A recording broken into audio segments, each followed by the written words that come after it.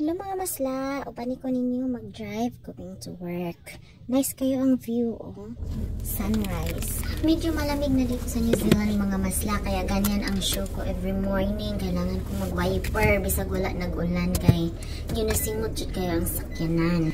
Unya, habang mag-drive ko mga masla, na ko i-chika ninyo kay naan na po update ang New Zealand immigration karon about sa amo ang mga naka-working visa or AEWV dito sa New Zealand.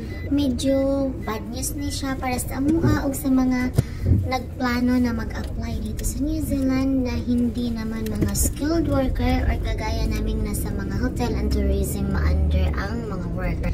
Kasi ngayon naglalabas ang immigration masla na dati kasi ang sabi nila 5 years, tapos kung hindi kami ma-residente is uuwi kami for 1 year para magpahinga. Ngayon kakalabas lang ng bagong batas nila April 2024 na magiging 3 years na lang ang aming maximum stay dito sa New Zealand. Pwede kaming mag-extend up to 5 years if maka-minimum or maka-median wage yung sahod namin. At kung maka-median wage naman yung sahod namin, ay kailangan din namin mag-take ng IELTS or yung English skills. Kailangan ipasa namin yung English skills nila. So na mga masla, New Zealand ang dali sudlon kay kung dili ta mga professional, wala na ingani, wala na exam sa English. Karon wala na exemption, bisag cleaner ta, room attendant, housekeeping, mag-IELTS na ta mga masla. So kagaya ko na 3 years ang visa, so kailangan kong tapusin kung anong validity ng visa ko ngayon. And after nito, kung hindi ako i-increase na ng company, ay uuwi na ako ng Pilipinas at magpahinga ng 1 taon bago makapag-apply ulit. At kung papanari na makabalik ako ng New Zealand, ay yun na yun, kailangan naka-median wage na ako at makapasa ako sa exam ng English nila. So medyo humigpit na talaga ang New Zealand mga masla. So parang ano na lang ako ngayon, surrender ko na lang to kay God kung ano yung plan niya sa akin, para ba ako sa New Zealand or hindi. Kasi sabi naman ng iba, huwag mawala ng pag-asa since may 1 year pa akong magstay, baka may magbabago na naman kasi yung New Zealand ay wala talaga silang permanent na batas pagdating sa mga OFW. Halos every 6 months ay nagbabago sila. Yung mga kabatch ko, mga nagwo-worry na or yung mga mag-i-end ng visa this year, medyo stress na sila mga masla.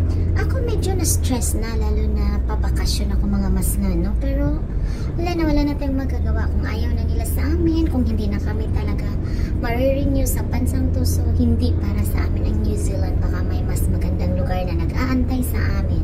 Baka pinatikim lang ni Lord sa amin yung New Zealand kasi marami naman talaga kaming natutunan at na-enjoy sa lugar na to. Isa na tong pag-driving mga masla, kasi kung hindi ako napunta sa New Zealand, hindi ko to magawa at hindi ko to matutunan. Hindi ko in-expect na mangyari sa buhay ko na kaya kong mag-drive ng sasakyan mag-isa.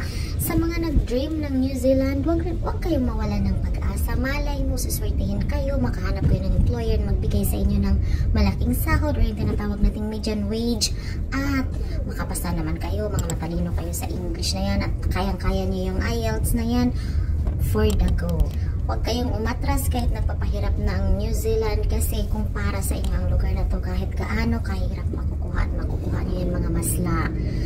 At kung hindi naman ito para sa atin, ay magbubukas si God ng bagong pintuan para sa atin. Kailangan lang natin yung guidance niya, paano natin mahanap ang mga pintuan na yan.